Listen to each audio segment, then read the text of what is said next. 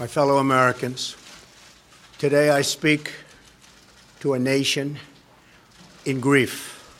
An all too familiar ritual unfolded across Washington today in the wake of another mass shooting in America. Flags lowered to half staff from the White House to Capitol Hill. Mr. Speaker, can you tell us when the House may muster the courage to take up the issue of gun violence? But despite cheers from Democrats, there were no signs today Washington is any closer to addressing gun violence in the wake of the deadliest school shooting since Sandy Hook.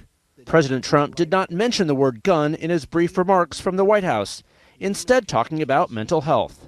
We are committed to working with state and local leaders to help secure our schools and tackle the difficult issue of mental health. While offering no specifics, the president said it was time for action.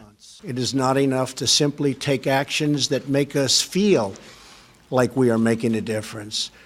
We must actually make that difference. It's the fourth major shooting he's addressed since taking office. Each time he said it's not been the right moment to talk about guns. After the massacre on the Las Vegas Strip, we'll be talking about gun laws as time goes by. And the rampage inside the Texas church. But this isn't a guns situation. I mean, we could go into it, but it's a little bit soon to go into it.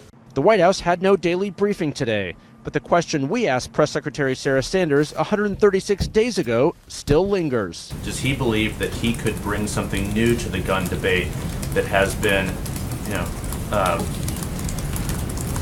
locked in typical politics for so many years? I think that there will be certainly time for that policy discussion to take place, but that's not the place that we're in at this moment. That moment has not yet arrived. Trump's presidential campaign was strongly supported by the NRA, but before running for office, he criticized his party's stance on guns, writing, "The Republicans walked the NRA line and refuse even limited restrictions.